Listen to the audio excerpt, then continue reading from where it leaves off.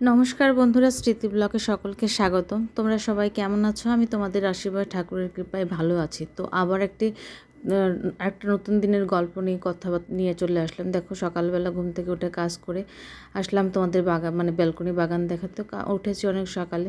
তো উঠে দেখো আমার গাছগুলো একটু একটু করে, কত কম কম গাছ ছিল তোমরা দেখেছো। এখন একটু একটু করে গাছগুলো আমার বাড়তেছে, কত সুন্দর লাগতেছে। গাছগুলো আমি নিজে হাতে যত্ন করে বড় করতেছি। আর দেখো, রঙ্গন গাছটা নিয়ে এসেছি, ফুলটা কত সুন্দর ফুটছে।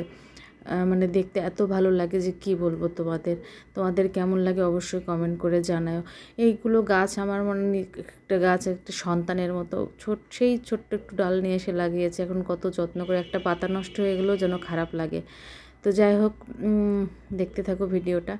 তো তারপরে একবারে টান করে কাজ করে বাকি যত কাজটা ছিল সেগুলো কাজগুলো কমপ্লিট করে নিয়ে স্নান করে পূজা দিয়ে, এখনও পূজা দিই নাই, এখন যাবো পূজা দিতে।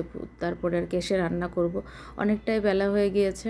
আর কাপড়ও ছিল, কাপড় তো থাকবে, এক বালতি পরিমাণ কাপড় ছিল, সেটা কেচে স্নান করে একবারে আসলাম সিঁদুর টুদুর দিয়ে। এখন পূজা করে নিব। পূজা করে নিয়ে এই যে চলে আসলাম রান্না করার জন্য। যে ভাত উঠায় দিয়েছি। আর এর পাশে দেখো কিছু ভাত ছিল, ভাত তো বাঁচতেছে, যেগুলো কেটে নিলাম, পেঁয়াজ রসুন কেটে নিলাম, আর আদাও কেটে নিয়েছে। মাছটা বের করেছি, মুগের ডাল দিয়ে মুড়ি ঘন্ট করব, আর পালং শাক ভাজি করব। আজকে এতটুকুই রান্না। এই যে দেখো, মুগের ডালও বের করছি, সব কিছুই প্রায় বাড়ন্ত আমার আনতে হবে। তো তারপরে দেখো, এই যে রান্না করে নিলাম মুগের ডাল মাছের মাথা দিয়ে, আর পুঁই শাক না, সরি, পালং শাক ভাজি। তো করে নিয়ে করতে করতে তো অনেকটা বেজে গিয়েছে, বললাম তো রান্নায় শুরু করেছি একটারও পরে। তারপর দেখো, মেয়ে সোহাগ সবাই খেয়েছে, তোমার দাদা খায়নি, আসছিলো, এসে আবার চলে গেল।